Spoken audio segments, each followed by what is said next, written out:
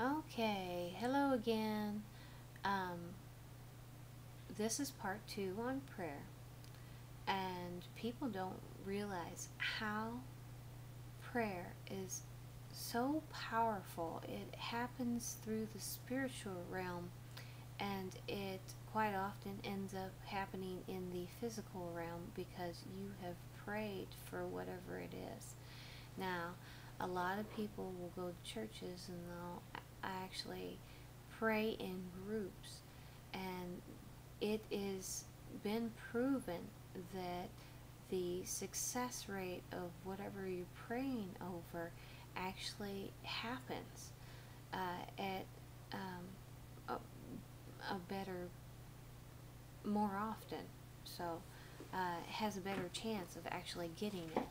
So, like for instance, when I pray for someone who has cancer, I pray that the black energy is removed from them. Okay, all the negative energy, all the bad cells is removed, and that new white or yellow, preferably white, maybe even blue and purple energy is actually brought into that being to heal them.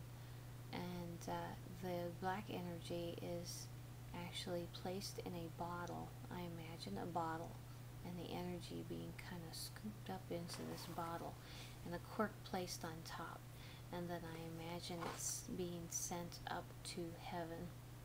So either the angels or God can end up taking it wherever, uh, putting it in that hole or whatever.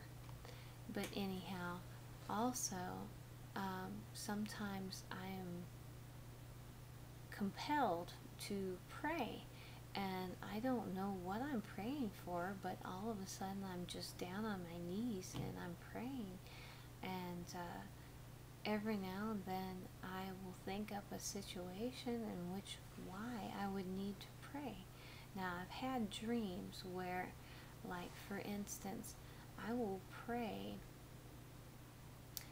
and have this dream where a guy is beating up on his teenage daughter, or maybe a adopted child, and the daughter is in the bedroom and he is just slapping her and hitting her, and she's sitting there laying on the bed, kind of in the crouch position, trying to get away from him.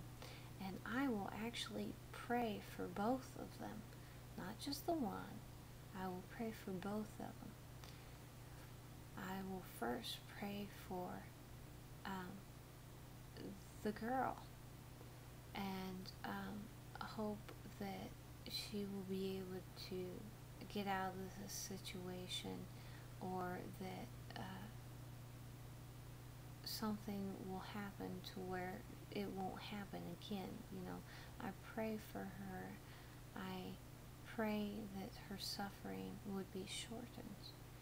I pray for her to be healed, emotionally and physically.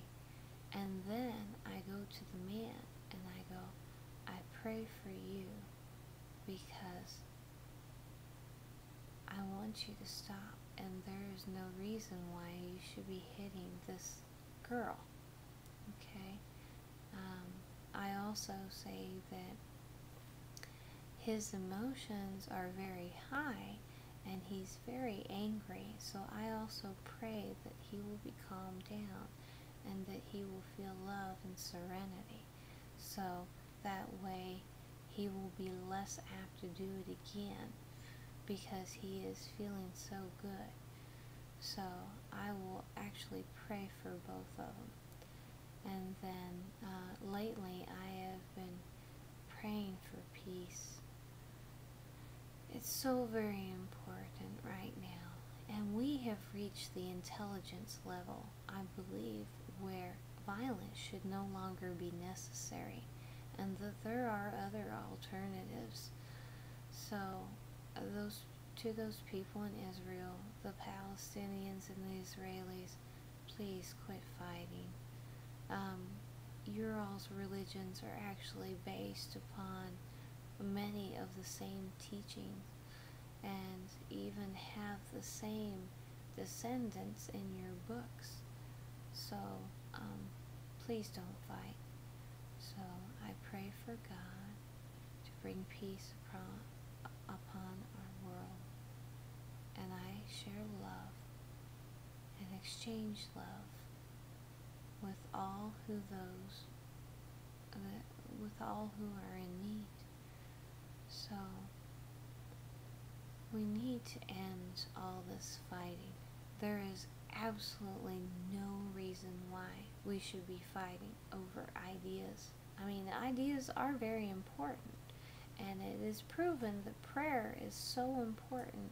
The idea of putting something out there and actually having someone be healed just because thought that you were sending good energy and good intentions to that person, and then for them to be healed is just incredibly miraculous.